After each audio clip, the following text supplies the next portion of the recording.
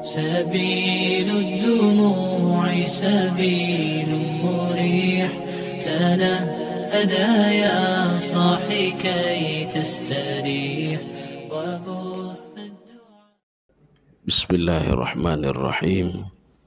السلام عليكم ورحمة الله وبركاته. الحمد لله رب العالمين، والصلاة والسلام على أشرف الأنبياء والمرسلين وعلى آله وأصحابه أجمعين. رضيت بالله ربا وبالإسلام دينا وبمحمد نبيا ورسولا.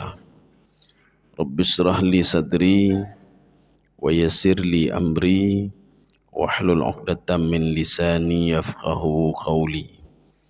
اللهم اجعل جمعنا هذا جمعا مرحوما وتفرقنا من بعده تفرقا معصوما. Kaum muslimin dan muslimat sidang jamaah subuh yang dirahmati Allah, kita lanjutkan kajian kita pada surah At-Tahrim. Sudah memasuki ayat ke-7 ya. Pada pertemuan yang lalu Allah menggambarkan bagaimana kondisi neraka. Jadi neraka itu waquduhan nas wal hijarah. Bahan bakarnya bukan manusia saja tapi dari batu. Kemudian setelah itu di situ ada malaikat la ya'sunallah ma amarahum wa yaf'aluna ma yu'marun. Jadi apapun perintah Allah mereka lakukan. Sehingga malaikat itu disebutkan di dalam Al-Quran, disebutkan di dalam Taurat dan di dalam Injil tis'ata asyar. Tis'ata asyar ini angka 17. 17 ini ada beberapa penafsir mengatakan 17 itu zu'ama'uhum, pemimpin-pemimpin malaikat. Berarti yang lain lebih banyak lagi ya. Kenapa mesti ada angka 17? Karena di dalam Taurat itu ada 17 supaya orang-orang Bani Israel, Yahudi, Nasrani mereka berfikir keberadaan Al-Quran itu kencilet-cilet ya, Pak. Jadi Al-Quran itu artinya apa? Membenarkan apa yang ada di dalam Taurat dan Injil. Jadi angka 17 itu supaya mereka itu bertobat dan mereka yakin kepada Al-Quran. Orang beriman itu apa? Supaya orang beriman makin bertambah lagi keyakinannya kepada Allah Subhanahu wa taala. Sekarang kita lanjut. Bagaimana kondisi seseorang ketika akan masuk ke dalam neraka. Tetapi kondisi ini digambarkan oleh Allah, gambaran untuk orang-orang kafir. Ya, untuk orang kafir. Karena begini, orang kafir ketika masuk ke dalam neraka itu non-kloter, langsung masuk terus. Tidak ada hisap-hisap mereka. Jadi mereka nggak ada masa tunggu, nggak ada tunggu-tunggu. Langsung masuk terus. Kecuali orang beriman yang bermaksiat. Orang beriman bermaksiat, dia ketika masuk ke dalam surga atau ke dalam neraka harus menunggu dulu, harus menunggu dulu. Ini sekarang kita cerita tentang orang kafir. Karena orang kafir, kemudian kafir itu siapa? Kalau kita merujuk dalam surah Al-Bayyinah, lam yakunil ladzina kafaru min ahlil kitab wal musyrikin. Orang ahlul kitab Yahudi dan Nasrani serta orang musyrik yang mensyirikkan Allah Subhanahu wa taala. Tapi kalau kita merujuk ke dalam tafsir Al-Qurtubi, beliau memperluas lagi makna kafir di sini, Pak. Termasuk kufur i'tiqad, termasuk kufur nikmat, termasuk kufur ihsan, termasuk kufur juhud, termasuk kufur inad. Ya, itu masuk semua ke situ. Tapi secara garis besar kufur itu itulah Yahudi, Nasrani dan orang-orang musyrik.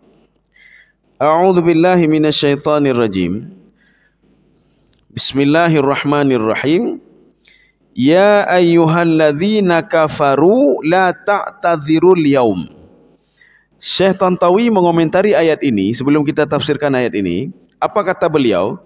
Ayat ini tadullu ala taubihi wa tai'is. Menunjukkan begitu jeleknya orang akan dimasukkan ke dalam neraka dan begitu mereka itu yang dimasukkan itu telah katanya, Pak. Oh, maka telah lun. Ya, sudah putus asa dia. Sudah kecewa. Kenapa dulu saya tidak beribadah? Kenapa saya tidak berbuat kebaikan? Sehingga saya digiring masuk ke dalam neraka. Maka Syekh Tantawi mengatakan ayat ini tadullu ala taubihi wa tai'is. Ya, tai'is itu mereka sudah putus asa. Kalau putus asa, untuk apa di hari kiamat? Putus asa itu di dunia. Putus asa artinya begini, kenapa saya tidak berbuat kebaikan terus? Kenapa tidak berbuat ini? Kenapa? Itu di dunia. Kalau nanti di akhirat tidak ada gunanya lagi. Sekarang kita tafsirkan. Ya ayyuhalladzina kafaru la ta'tadiru al-yaum. Wahai orang-orang kafir, ini kalau kita merujuk ke dalam surah Al-Bayyinah, itu kafir yang tiga ini, Pak. Yahudi, Nasrani, orang musyrik. Itu masih umum. Kita merujuk ke dalam tafsir Al-Qurtubi, ya ayyuhalladzina kafaru, wahai orang yang kufur i'tikad kamu kufur kamu kepada Allah. Atau kufur ihsan, kamu salat beribadah tapi tak yakin kepada Allah. Atau kufur nikmat, kamu punya nikmat tapi lupa kepada Allah. Atau kufur ingkar, tidak tahu Allah sama sekali. Atau kufur juhud, dia ibadah akhirnya dia tidak beriman kepada Allah. Atau kufur inat, inat ini kufur kerhule, dia tahu salat wajib tapi tidak mau salat. Dia tahu kewajibannya ini wajib tapi tak mau dia lakukan. Dia tahu puasa wajib tapi tak mau dilakukan. Itu masuk ke dalam kufur inat.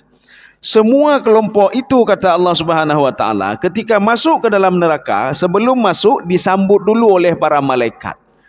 Makanya ini adalah ucapan malaikat.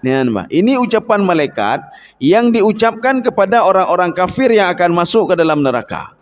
Maka malaikat mengatakan, la ta'tadirul ya ayyuhalladzina kafaru la ta'tadirul yaum. Jangan kamu itu ta'tadir. Ta'tadir itu uzur. Uzur itu begini, jangan kamu cari alasan apapun. Kami tidak menerima alasan. Alasan itu tidak bermanfaat bagimu. Tidak ada alasan. Kami kufur sebab begini, hana alasan, Pak. Makanya orang kafir itu tidak ada hisab mereka. Mau dihisab apanya? Ibadah tidak ada apa-apa, tidak ada mau dihisab apanya. Syaitan tidak dihisab, mau dihisab apanya? Iblis tidak dihisab, walaupun sebelumnya dia itu bersama syaitan itu ada beribadah kepada Allah Subhanahu wa taala. Tetapi karena mereka sudah kufur kepada Allah, mereka membantah Allah Subhanahu wa taala, mereka juhud. Juhud ini maknanya begini, mereka pertama beribadah, kemudian setelah itu kufur kepada Allah. Mereka termasuk kufur juhud juga. Tidak ada dihisab lagi, langsung masuk ke dalam neraka. Masuk surga begitu juga. Ada yang masuk surga tanpa hisab. Ya, dia tidak ada hisab. Termasuk yang dikatakan oleh Rasulullah dalam sebuah hadisnya, ada 70 berapa ribu orang, 73 ya, yang mereka masuk ke dalam surga tanpa hisab. Salah satunya orang yang tidak tidak mengadu nasib. Orang yang selalu bertawakal kepada Allah, itu 73 ribu itu. Kita apakah masuk apakah tidak ya, Pak? Tanya tapi harus optimis, Pak. Mudah-mudahan kita mau. Oh, kalau enggak masuk juga, kita mungkin masuk dalam kelompok yang lain lagi, Pak, tanpa hisab. Ditolong oleh anak-anak kita, Pak. Atau kita ada juga kelompok seorang imam yang adil, pemimpin yang adil, yang dilindungi oleh Allah Subhanahu wa taala, la dhilla illa dhilluh. Ya, ada juga kelompok seperti itu. Ada juga nanti orang yang akan masuk ke dalam surga itu melalui di kloter dulu, Pak, melalui nomor ya. Makanya Nabi Muhammad SAW mengatakan, sahabatku yang paling terakhir masuk ke dalam surga adalah Abdurrahman bin Auf, dari kalangan sahabat. Kenapa? Karena hartanya banyak sekali. Ya. Kaum muslimin sedang jemaah yang dirahmati Allah. Makanya malaikat mengatakan la ta'tadzirul al-yaum. Ini kalau di dalam tafsir Sawi dan Jalalain, apa kata beliau? Yuqalu lahum dzalika 'inda dukhulihim an-nar. Ketika mereka mau masuk ke neraka, inilah ucapan malaikat. Beda dengan orang beriman, Pak. Ketika masuk ke dalam surga, salamun alaikum tibtum, selamat kalian, kalian sudah beruntung. Tapi kalau orang-orang yang masuk ke neraka, itulah kalimat seperti ini, la ta'tadirul yaum qad kafartum, kalian sudah kufur. Pada ayat lain, Allah Subhanahu wa taala mengatakan begini, bagaimana mungkin kalian merasa aman kalau kalian dulu kufur kepada Allah? Maksud kalimat aman di sini, apakah di dunia, apakah ketika sakaratul maut, apakah ketika dibangkitkan di padang mahsyar, ataukah ketika dimasukkan ke dalam neraka? Artinya Allah ingin mengatakan, kalian tidak aman kalau tidak bertakwa kepadaku. Kalian tidak aman kalau tidak patuh kepadaku dan patuh kepada Rasulku, dan meninggalkan apa yang kularang dan apa yang dilarang oleh Rasulku. Maka kalau kita patuh kepada Allah, taat kepada Allah, nyen aman. Di dunia aman hidup kita. Sakaratul maut juga aman hidup kita. Di alam barzah aman hidup kita. Di padang mahsyar juga aman. Yang tidak aman itu orang yang tidak ada ibadah. Itu tidak aman dia. Karena tidak punya apa-apa nih Pak. Nggak ada punya pembenaran apa-apa. Dia pergi dari sini pergi ke Malaysia. Tiket gratis pulang pergi. Tapi untuk apa pulang pergi sampai ke sana duit tidak ada apa-apa, tidak ada yang menyambut, tidak ada, nggak ada apa-apa. Kenapa? Dia tidak mempersiapkan sesuatu dari sini. Yang ada apa? Tiket pesawat saja gratisnya, tiket gratis pun alhamdulillah. Sampai ke sana mau tinggal di mana, duit nggak ada, apa-apa nggak ada. Karena persiapan nggak ada, apa-apa pun nggak ada. Kaum muslimin sedang jemaah yang dirahmati Allah. Innama tujzauna ma kuntum ta'malun. Saya butuh terjemahan ini untuk ayat ini. Ada ini, coba dibaca. Sesungguhnya kamu hanya diberikan balasan menurut apa yang kamu kerjakan. Sudah, sekarang perhatikan. Apakah orang kafir dia berbuat kebaikan? Tidak, Mbak. Maksudnya tidak berbuat kebaikan begini, dalam tanda kutip mereka berbuat baik bukan karena Allah. Ada apa dengan ayat ini sebenarnya? Allah ingin mengatakan, innama tujzauna ma kuntum ta'malun. Kalian itu dibalas apapun apa ibadah yang kalian lakukan. Tapi ibadah tidak ada, apa-apa tidak ada. Berarti tidak dibalas kata Allah. Ya, ini Pak. Ini harus dipahami dengan pemahaman mukhalafah. Jadi artinya apa? Kalau tidak ada yang mau dibalas, mau saya kasih apa untuk kalian kata Allah kepada orang kafir tadi, Pak. Ya. Karena setiap ibadah orang kafir, bukan ibadah namanya. Setiap kebaikan orang kafir itu tidak diperhitungkan oleh Allah. Karena mereka tidak beriman kepada Allah. Walaupun mereka menyumbang masjid, ya Pak. Ini habis tsunami ya. Habis tsunami itu ada dari orang-orang kafir menyumbang bantu masjid, dirikan masjid, bantu anak yatim. Apakah dengan bantuan ini bisa menyelamatkan mereka dari api neraka? Tidak bisa. Pada suatu hari Aisyah mendatangi Rasulullah sallallahu alaihi wasallam. Apa kata Aisyah? Ya Rasulullah, pemuda yang dulu dia musyrik, sekarang dia sudah beriman. Dia sudah taat. Apakah ketika dia ibadah dia, waktu dia sebelum masuk Islam, dia membantu orang lain, dia membantu ini, membantu itu. Apakah diperhitungkan amal dia itu? Kata Aisyah. Rasulullah mengatakan tidak.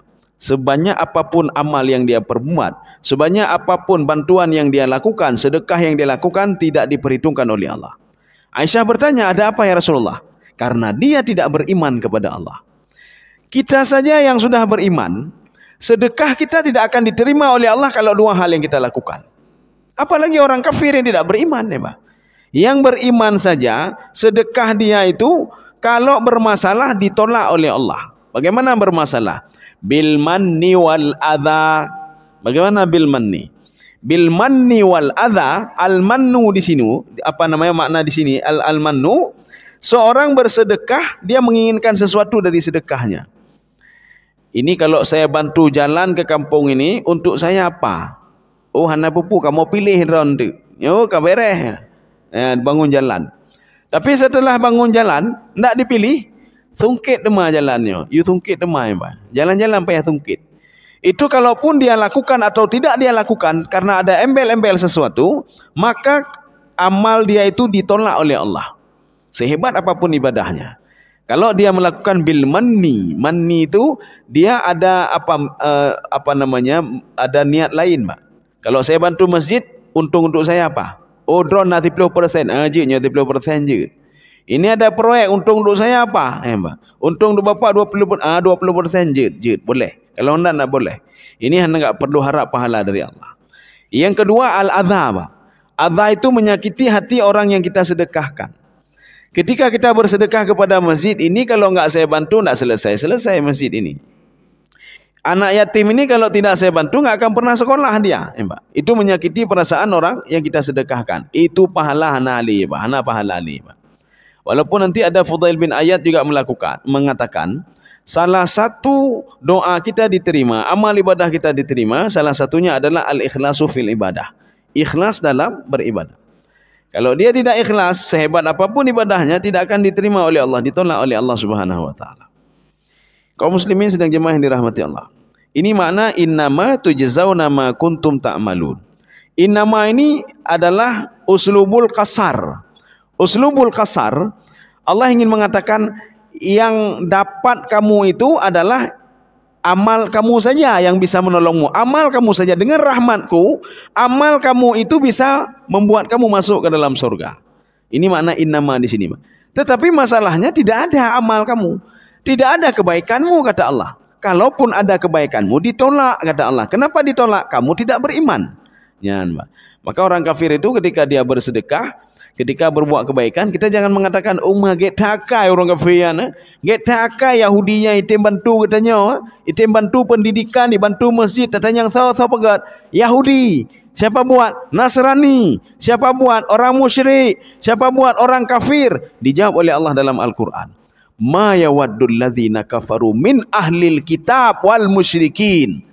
Orang itu tahu enggak kalian, kata Allah. Yang diperingatkan kita oleh Allah. Mereka tidak sayang sama kalian, jangan pikir sayang ya Pak. Mereka ada niat lain, kata Allah. Yahudi membantu orang-orang Islam, Nasrani membantu orang Islam, orang musyrik membantu orang Islam, ada niat tertentu mereka, kata Allah Subhanahu wa taala.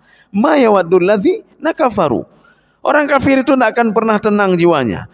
Mereka membantu kalian karena ada niat lain, kata Allah. Maka jangan begitu dekat dengan mereka. Jangan lakukan persahabatan dengan mereka. Tetapi kata Allah, kalau seandainya istajaraka fa'ajirhu. Kalau diajak berdagang, berdagang saja, tapi harus punya misi, kata Allah. Bagaimana misinya? Paling enggak mereka itu kita dakwah bilhal, Pak. Dakwah bilhal bagaimana? Ketika dia menjadi tetangga kita atau berdagang bersama kita, dia lihat kita, cukup jeroh akhlak lagi. Mudah-mudahan dengan jeroh akhlak itu membuat dia juga penasaran tentang Islam. Ya, Pak. Baik, kita balik ya Pak. Ini katanya penasaran tentang agama mereka. Akhirnya apa? Katanya lagi awaknya. Ya, jadi jangan sampai terbalik seperti itu. Ini maksud innama tujzauna ma kuntum ta'malun. Amal itu sesuai dengan apa yang kalian lakukan. Berarti kalian tidak lakukan, berarti tidak dapat apa-apa, kata Allah. Ya, Pak. Sekarang kita lanjut ayat ke-8. Ya ayyuhalladzina amanu tubu ilallahi taubatan nasuha. Ini ajakannya ini kepada orang-orang beriman. Iman ini ada apa namanya? Ada dua model, Pak. Ada orang beriman, yakin saja dia, tapi tidak beramal saleh. Ada orang beriman, dia yakin dan beramal saleh. Mana bedanya? Ada orang yakin salat itu wajib, puasa wajib, mencuri dosa dan lain sebagainya, tapi dia mencuri, Pak. Dia tahu mencuri dosa. Ketika dia korupsi, tak tanya, Bapak tahu enggak korupsi? Oh, dosa tak korupsi. Dalam neraka itu yang korupsi. Datanya yang Bapak tahu enggak orang bakhil itu? Oh, orang bakhilnya enggak. Icok penajihan harta dia itu fatuk wa bihajibahuhum wa junubuhum. Diambil duit dia itu dijadikan seperti setrika, Pak. Disetrikanya belakang. Tahu dia bukan tidak tahu. Ketika kita dakwah dia, mari kita salat, pergi jauh. Kalau lebih malam lun ngendron, bekne dia lun, bekne prono lun li. Ya, namanya. Saya tahu salat wajib. Jangan dakwahi saya lagi. Saya tahu salat wajib. Saya tahu pahala jamaah itu banyak. Tapi anak ketemayang, Pak. Ini orang ini beriman hanya sekedar i'tiqadi saja, Pak. I'tiqad dia, Pak. Jadi makanya salat tidak, apa-apa tidak.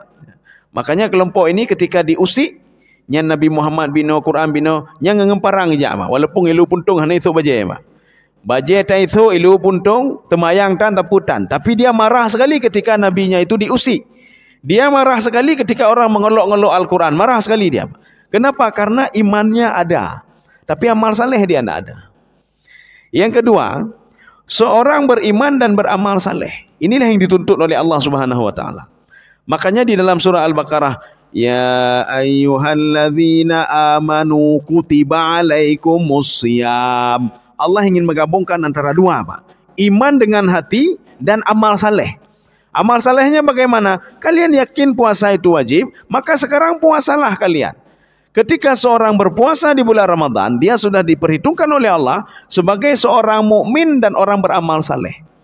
Tapi kalau dia itu ya ayyuhalladzina amanu, wahai orang beriman, kenapa diajak orang beriman? Karena ada orang beriman tidak beramal saleh. Ada orang beriman yakin saja. Nah, ini begitu juga ini. Ada orang beriman dia terus berbuat maksiat, Allah mengajak mereka, mari beramal saleh. Amal saleh yang dimaksud oleh Allah apa? Tubu ilallah. Bertaubatlah kamu kepada Allah, taubatan nasuha. Taubat nasuha. Ini ada 4 syarat untuk taubat nasuha di sini, Bang. Katanya baik taubat mentong. Sebelum kita masuk apa itu taubat nasuha dan syaratnya, taubat itu apa sebenarnya? Taubat itu berasal dari kalimat taba yatubu, kembali. Ya, kembali. Jadi ketika kita sudah keluar jalur, kita kembali lagi. Makna taubat di sini dua. Apakah dia hakun lillahi, yang kedua hakun lil ibad. Kalau hakun lillah adalah hak Allah. Kalau kita tidak salat dulu, tidak beribadah dan lain sebagainya, kita bertaubat dan kembali lagi kepada Allah dan minta maaf. Kalau kita bermasalah dengan hakun lil ibad, bermasalah dengan masyarakat, minta maaf dulu sama masyarakat. Bukan begitu saja, tidak. Oh malun na utang ya Allah, pemaaf ya Allah apa? Pemaaf dosanya, tapi utangnya bayar dulu ya Pak. Utangnya bayar. Bukan berarti ketika dimaafkan utang-utang tidak dibayar. Maka taubat di sini ada dua, ada taubat Allah, taubat lillahi, yang kedua taubat lil ibad. Karena urusan dengan hamba. Kita korupsi dia, kita zalimi dia, kita ambil hak dia, bertaubatlah kita akibat perbuatan kita tadi. Bagaimana caranya? Kembalikan seluruh harta yang sudah kita ambil. Kembalikan semuanya. Maka ini ada 4 syarat di sini. Syarat yang pertama itu taubatan nasuha. Ini ada juga di dalam tafsir Al-Qurtubi. Ada dalam tafsir Jalalain, ada dalam tafsir Sawi. Yang pertama istighfaru bil lisan. Kita istighfar dengan lidah. Astaghfirullahaladzim, astaghfirullah. Nyo kali korupsi, ya Allah astaghfirullah. Dia baik korupsi, cok-cok dia astaghfirullah, astaghfirullah. Kan lagi nyan, Pak. Arti astaghfirullah, laki maah, hana lu boleh, nyan, Pak. Baik jangan ketika sedang ribah orang lain, tipulan memang astaghfirullahnya kada cah. Lanjutlah omnya. Astaghfirullah kada cah. Nya hana ke pampul malaikat, Pak. Menyoje ke depu malaikat ni, Pak. Nyan, Pak. Karena dia ngomong saja. Maka yang pertama itu adalah istighfaru bil lisan. Istighfar dengan lidah, satu. Yang kedua, iqla'u bil abdan. Kita tutup celah itu dengan tubuh kita, Pak. Bagaimana cara menutupnya? Dulu tangan ini sering ambil, sekarang kita tutup celah untuk tidak ambil lagi. Dulu mata ini kita lihat maksiat, kita tutup celah untuk tidak melihat maksiat lagi, Pak. Dulu mulut ini sering ngomongin, sekarang kita tutup celah untuk ngomongin orang lain. Itu taubat nasuha namanya. Kalau mesti astaghfirullah, astaghfirullah, mata astaghfirullah, nyangkan taubat nasuha nanti, Pak. Astaghfirullah, cok aja ada hana berpun, tak habis cok astaghfirullah ni. Ya, ni, Pak. Ini dua syarat yang kedua. Syarat yang ketiga, tarkul al-aud. Meninggalkan untuk kembali berbuat itu, Pak. Ketika diajak ayat datang menculuk, hanlilun menculuk, kasib, kajeralun. Hai taribah baik-baik, kasibnya. Dengan lu ribah gob, lu temecu atau gob, lu temenak gob, hati ini makin susah selalu. Maka yang membuat kita susah itu adalah kita sendiri, Pak. Kenapa kita sendiri? Hati kita, Pak. Perbuatan kita membuat hati kita susah. Jadi makanya jangan orang ketika susah, jak libat doktor, Pak. Hanji populer doktor, Pak. Ketika seorang gundah tidak bisa sembuhkan doktor, Pak. Bahkan doktor-doktor sendiri susah juga dia, Pak. Kita ketika susah gundah, doktor neji ubat tutah le, na ubat tutah, hana ubat tutah, Pak. Na ubat petenang doh, hana ubat petenang doh. Yang na ubat tenang penaji penenang, Pak. Habis je pun tenang je, Pak. Nya nyodep lah. Nyo penaji menyo mati yang meninggal je, Pak. Tapi makanya ketika hidup obat penenang, tenang tu dia, tenang tertidur. Bukan itu yang kita inginkan. Kita inginkan apa hati ini baik medaduk le na ubatnya, ya, Pak.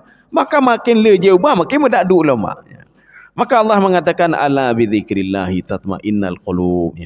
Dengan terus berzikir kepada Allah, kamu teringat kepada Allah, maka jiwamu akan tenang, kata Allah. Ya. Ini syarat yang ketiga.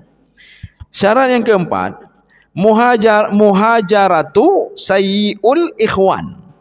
Seorang itu hendaklah memisahkan diri dari pergaulan yang tidak baik, teman-teman yang tidak baik. Maka anak kita itu kalau seandainya dia bergaul dengan orang yang tidak baik, maka dia menjadi yang tidak baik. Ya, itu contoh. Ketika kita pergi, komunitas orang penjual ikan itu otomatis dia ngomong tentang ikan saja. Engkut tapi berapa, Pak? Engkutnya bina, rambu kiban kai yumnya kiban. Engkut tapi, Pak. Orang kemawi binancit. Kiban nyonyo kapatah pun najihan, pelampung, padablo pelampung. Pembicaraannya tentang ikan saja. Walaupun ada politik ikan. Yang kiban politik engkut. Nyongkutnya kahana yum le sebab pemerintahnya. Politik engkut cik kenang, Pak. Artinya apa? Tak jauh-jauh daripada itu. Ketika kita nanti dekat sama Orang petani itu ngomongnya tentang pupuknya, kibang pupuknya najis, na pupuk lain nanyo najisnya Pak. Pupuk. Nyo pakai bancara terpegak pupuk kera. Pupuk tapi Pak. Seumur hidup pupuk tapi Pak. Ketika kita duduk sama apa namanya pegawai negeri, itu ceritanya Pak, pajai gaji tapi Pak. Kiban laporan, kiban gaji, kiban pinjir barotuonyo, kaikoh pemakannya tapi Pak. Kalaupun ada politik itu Pak. Umanya pemakan kaikoh sebab je zalim, sebab kai ke zalim ke gau lamba. Itu saja Pak. Maka kalau kita bukan pemancing, ketika kita gabung sama pemancing, kita tidak sadar mindset kita sedang dimasukkan ini Pak, engket dan lain sebagainya. Kita tidak bisa memaksakan diri. Datamong dalam komunitas orang yang senang ikan, pembicaraan tentang ikan selalu. Secara tidak sadar, ini kepala kita dicuci dengan engket tapi Pak. Ya. Ketika kita bergaul dengan pegawai negeri, ini karena kita sendiri Pak. Komunitas pegawai negeri itu banyak. Pembicaraan dia tidak lepas daripada itu. Maka kita akan terpengaruh dengan mereka. Ya. Bukan berarti hanyut berhubungan. Ini sebagai contoh ya. Berhubungan dengan ini tidak boleh. Bukan. Ini contoh Pak. Artinya mereka sudah tersetting ya. Mereka sudah masuk ke dalam sistem. Pembicaraan mereka itu saja. Maka anak kita begitu juga. Hati-hati Pak. Ketika bergaul dalam satu kelompok yang sudah tersistem, anak-anak kita bisa dicuci otaknya Pak. Ya. Makanya caranya untuk taubat nasuha itu, muhajaratu sayyal ikhwan. Jadi menjauhkan diri dari teman-teman yang tidak baik. Termasuk anak kita. Yang tidak baik maka kita jauhkan dia. Supaya mindset dia itu tidak dicuci Pak. Tidak dipenuhi kepala dia dengan apa yang mereka perbincangkan. Kaum muslimin sedang jemaah yang dirahmati Allah. Ya, kita lanjut sedikit lagi. Kenapa harus taubat nasuha? Ini ada dua bacaannya Pak. Ada yang membaca nasuha, ada yang baca nusuha. Ya, Pak. Nanti ada yang mengatakan taubat nasuha. Ada yang mengatakan taubat nusuha. Termasuk bacaannya. Makanya nanti bacaannya ada begini. Ilallahi taubatan nasuha. Satu. Yang kedua, ilallahi taubatan nusuha. Ya, Pak. Nusuha. Nusuha itu berasal dari kalimat nasihah. Nasihah itu apa? Maka orang Indonesia ini karena nasihat kepegahan Pak. Nasihat. Padahal kan nasihat Pak. Ketika kita menerjemahkan adinun nasihah, adinunya katalah lawan tak berkata amal apa namanya din, agama itu nasihat dan berkata. Dalam semua kitab terjemahan coba lihat itu, semua menerjemahkan agama itu nasihat. Ibnu Abbas mengatakan kalimat din itu dua maknanya ya Pak. Al-a'malu wa yaumul ba'thi. Amal ibadah dan hari kebangkitan. Tak ada lain itu ad-din Pak. Kita ngomong sama orang Arab, ketika kita ngomong ad-din, mereka terbayang cuma dua itu saja Pak. Berarti kalau ada nama orang khairuddin, sebaik-baik amal. Sebaik-baik agama ya Pak. Sebaik-baik amal ya Pak. Mereka langsung terbayang menyatakan yang itanya liur Arab. Thonan ron khairuddin. Jerah hebat ya. Kenapa ad-din itu sebaik-baik amal? Din juga diartikan dengan hari kiamat. Makanya maliki yaumiddin atau maliki yaumiddin, Allah yang menguasai hari kiamat. Masa Allah yang menguasai agama? Agama apa Pak? Maliki yaumiddin, Allah raja agama. Gimana raja agama Pak? Ya. Kemudian an-nasihah itu maknanya apa? Ada tiga maknanya. Yang pertama, yang jelas bukan nasihat Pak. Yang kedua agama itu nasihat, maka mari menasihati satu sama konnya Pak. Punya Pak. Kalau kita ragu-ragu juga, coba buka nanti kitab Syarah Arba'in An-Nawawi ketika sampai ke hadis ad-dinun nasihat. Coba lihat pembahasannya. Tidak ada mengatakan agama itu nasihat. Hana agama anda. Agama nasihat. Nasihat yang dimaksud adalah ikhlas karena Allah Subhanahu wa taala. Maka terjemahannya apa? Ad-dinun nasihat. Amal ibadah kita itu akan diterima oleh Allah kalau ikhlas ibadahnya. Itu maknanya. Bukan agama itu nasihat. Ya, seperti ini juga ini. Taubatan nasuha atau taubatan nusuha maknanya apa? Taubat yang ikhlas betul-betul karena Allah Subhanahu wa taala. Kalau dalam tafsir Jalalain beliau mengatakan at-taubatun as-sadiqah. Ya, Pak. Taubat yang benar-benar muncul dari hatinya. Maka namanya nasuha atau nasihah. Maka nasihat itu maknanya ikhlas beribadah. Jadi bukan nasihat. Kita saja Pak yang mendengar kalimat nasihat dan bagaimana. Padahal kenyan.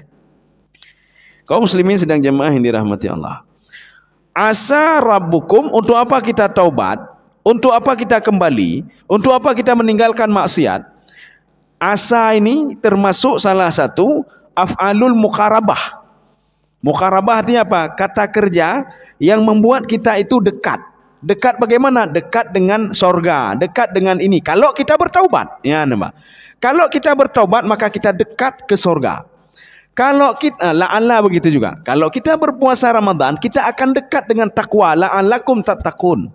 Ini namanya af'alul muqarabah namanya. Muqarabah itu dekat, ya nampak. Sehingga af'alul muqarabah ini dinamakan dengan apa namanya? Taraji. Taraji itu apa? Harapan. Allah mengharap kita kalau kita bertaubat, asa rabbukum ayyukaffira ankum sayiatikum. Saya butuh terjemahan lagi, Pak. Coba dibaca. Supaya kita jangan salah memahami nanti. Ya, sudah. Bagaimana maksud menghapus? Seorang dulu dia membunuh, seorang dulu dia berbuat maksiat. Apakah ketika dia bertobat semua itu dihapus oleh Allah? Ya, no. Ini muncul beberapa penafsiran-penafsiran. Salah satunya adalah Imam Ibnu Katsir. Apa kata beliau? Yang maksud menghapus di sini bukan menghapus hilang semuanya, tidak, ya, no. Yang dimaksud di sini adalah izalah. Apa maksud izalah? Izalah itu begini. Kita menulis sesuatu di buku, kita tulis, rupanya salah tulisan itu. Kita ambil stipu, Pak. Kita stipu di atasnya, Pak. Kita tulis lagi yang baru di atas. Pertanyaannya, ketika nanti pada suatu hari, saat kita kerok kembali yang itu, apakah tulisan itu ada lagi di bawah? Ada lagi tulisan itu, Pak. Bukan menghapus hilang sama sekali, tidak. Inilah yang dimaksudkan dengan yukaffir ankum sayiatikum. Ya, Pak. Jadi Allah akan menutupi, ya. Tapi nanti di padang mahsyar dinampakkan ini kejahatan kamu dulu. Kamu tidak salat, kamu tidak puasa, kamu membunuh, kamu korupsi punya orang lain, kamu berbuat maksiat. Sekarang coba lihat kebaikan kamu cuma taubat saja. Kira-kira kamu masuk ke mana kamu, kata Allah. Ya, Pak. Baru pikir-pikir, Pak. Perhatikan gara-gara amal ibadah, kan gara-gara taubat, gara-gara rahmat Allah. Makanya bagaimana rahmatku itu datang kalau kamu maksiat kamu banyak sekali, kata Allah. Kebaikan kamu cuma sedikit, ya, Pak. Makanya Allah Subhanahu wa ta'ala, karena sayang kepadamu, kamu patuh kepadaku, kamu menjalankan perintahku dengan bertaubat, maka aku maafkan kamu dan aku masukkan ke dalam surga, kata Allah. Tetapi kejahatan tetap dinampakkan. Mana dalilnya? Yauma tajidu kullu nafsim ma 'amilat min khairin mukhdara wa ma 'amilat min su'. Nanti pada hari kiamat semua akan aku nampakkan. Kebaikan kamu walaupun sekecil zarah saya nampakkan. Kejahatan kamu walaupun sekecil zarah saya nampakkan, kata Allah Subhanahu wa ta'ala. Semua bisa memegang kebaikannya dan kejahatannya. Jadi bukan berarti lun kat taubat hanale mendum hanale. Tidak, masih ada. Lun kat taubatnya temayang harulang temayang, Pak. Ya, Pak. Kecuali orang kafir, tak perlu lagi, Pak. Tak perlu lagi. Tapi kalau ini harus, Pak. Oh, saya dulu sudah mencuri punya orang lain, lun kat taubat. Kembalikan dulu punya orang lain, ya, Pak. Kembalikan punya orang lain. Enggak cukup dengan taubat saja. Dan tidak mengulangi lagi, ya. Kaum muslimin sedang jamaah yang dirahmati Allah. Nyata masyarakat dah cok. Kembalikan punya masyarakat. Umar malen lagi bancara yo. Hidup pulih gom ne lon korupsi ada gom, Pak. Oh, begini saja kata Imam Ghazali. Ini pendapat Imam Ghazali, Pak. Kalau seandainya punya masyarakat, ya, Pak. Katanya uji ke pemimpin umat mendum, Pak. Pemimpin umat. Tiba-tiba ada korupsi ada gom, ada cok ada gom. Tablonyo tablo je, Pak. Ketika ingin kembalikan kita bertobat yang banjaran. Nyata kembalikan kepada masyarakat umat. Hana-hana kemah, Pak. Orang dulu yang kita zalimi ada yang sudah meninggal. Ini generasi baru. Maka kata Imam Al-Ghazali, ini kata beliau, dirikanlah sebuah tempat umum, Pak. Ya, kamu niatkan saja, ya Allah ini dosa-dosa saya, ya Allah. Ini tempat umum, berikan pahala ini untuk orang-orang yang sudah saya zalimi, ya Allah. Sudah saya ambil hak dia, ya Allah. Berikanlah pahala kepada mereka. Maka dirikanlah sebuah tempat umum, masjid atau apa saja. Dan pahalanya bukan untuk kita, Pak. Beda bukannya hasil korupsi lo pedang, hanam demi pahala hasil korupsi, Pak. Maka kita niat saja ini untuk mereka itu semua. Mereka lah yang sudah saya ambil, saya zalimi mereka itu. Dan ini untuk mereka, ya Allah. Makanya setiap ada orang yang salah beribadah, berikan pahala kepada mereka, ya Allah. Ya. Kaum muslimin sedang jemaah yang dirahmati Allah. Wa yudkhilkum, jadi mudah-mudahan Allah itu akan menghapus, makna menghapus menutupi. Ya. Jadi bukan maknanya hana tidak ada sama sekali, tidak. Makanya saya lebih condong kepada pendapat Imam Ibnu Katsir, kata beliau izalatu dzunub. Sama seperti Ibnu Abbas, izalatu dzunub. Mana izalah itu ditutupi saja, Pak. Ketika dibongkar kembali nanti nampak lagi dia, bukan hilang begitu saja, tidak. Makanya maksiat yang kita lakukan sekecil apapun itu akan dinampakkan kembali oleh Allah. Satu, ini akibat bertaubat. Yang kedua, wa yudkhilakum jannatin tajri min tahtihal anhar. Kita sampai segitu saja ya. Dan akan memasukkan kamu ke dalam surga. Padahal taubat kita lakukan cuma sedikit saja, Pak. Kita bertobat dalam satu waktu saja, tetapi gara-gara taubat ini kita dimaafkan oleh Allah Subhanahu wa taala dengan catatan-catatan, ya, Pak. Tidak mengulangi lagi. Kalaupun mengulangi itu hanya dosa kecil saja, Pak. Maka kita harus membedakan mana dosa kecil dan dosa besar. Kalau dosa kecil, ini kata Imam Ghazali lagi, Pak. Ya.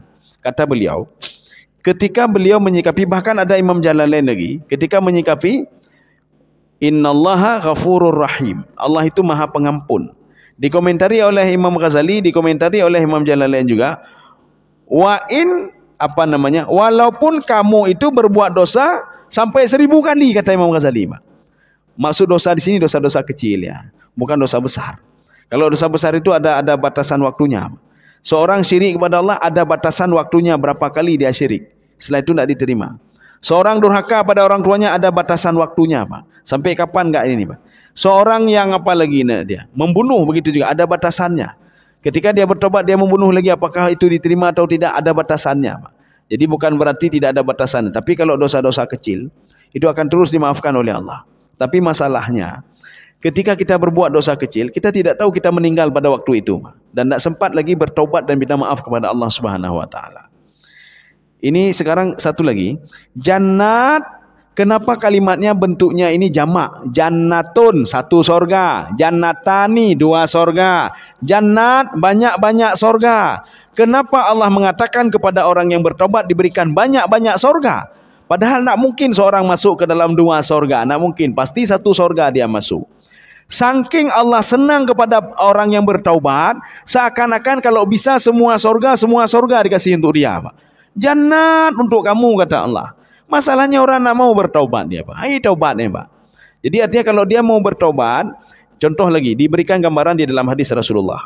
Bahkan kalau tidak salah ini hadis kursi ini, Pak. Allah itu mencintai orang bertaubat. Senang sekali kalau ada orang bertaubat, senang sekali, Pak. Ya, senang sekali Allah kalau ada yang bertaubat. Contoh kata Rasulullah. Ada seorang pemuda. Dia pergi musafir perjalanan jauh, Pak. Sehingga dia membawa seekor keledai dia. Dia bawa makanan-makanan untuk bisa hidup di dalam perjalanannya. Jadi lengkap menu, pakaian, makanan sudah ada di keledai itu. Dia menarik keledai itu dan melanjutkan perjalanannya. Senangnya dia luar biasa dengan keledainya. Tiba-tiba ketika sampai di padang pasir, rupanya ada sebuah pohon di situ. Karena dia sangat kepanasan dan sangat ngantuk sekali, dia beristirahat di bawah pohon itu. Dia ikat keledai tadi, Pak. Dia istirahat di bawah pohon tadi. Perlu kita ketahui tidak ada orang di situ. Orang nggak ada, Pak. Cuma dia bisa tidur di situ karena apa? Air ada di keledai dia, makanan ada, semua ada. Ya, Pak. Jadi orang nggak ada. Kalau ingin minta bantuan tidak ada bantuan. Hana urung di padang pasir apa ada orang? Cuma ada pohon kayu. Rupanya waktu dia bangun, keledai dia hilang, Pak. Ketika keledai dia hilang, berarti makanan hilang, minuman hilang, semua hilang. Akhirnya apa? Dia putus asa, Pak.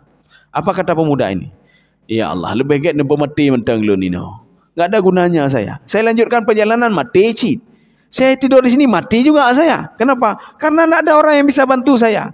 Udahlah saya putus asa, dia tidur, Mak. Lun mentang ya Allah. Kakeklah ya Allah. Saya sudah putus asa ini. Apapun yang kau lakukan, lakukan saja. Nampak mati je cik napu. Akhirnya ketika dia tertidur, dia bangun kembali, rupanya ada kembali keledainya, Pak. Ya, nampak. Keledainya ada di sampingnya. Senangnya dia luar biasa. Maka Rasulullah mengatakan, senangnya Allah melihat orang yang bertaubat seperti senangnya seorang pemuda tadi ketika keledai dia kembali lagi kepada dia. Begitu senangnya dia. Ya, nampak. Saya rasa cukup sekian. Mudah-mudahan ada manfaatnya bagi tuan dan jemaah sekalian. Subhanakallah wa bihamdika asyhadu an la ilaha illa anta astaghfiruka wa atubu ilaik. Assalamualaikum warahmatullahi wabarakatuh.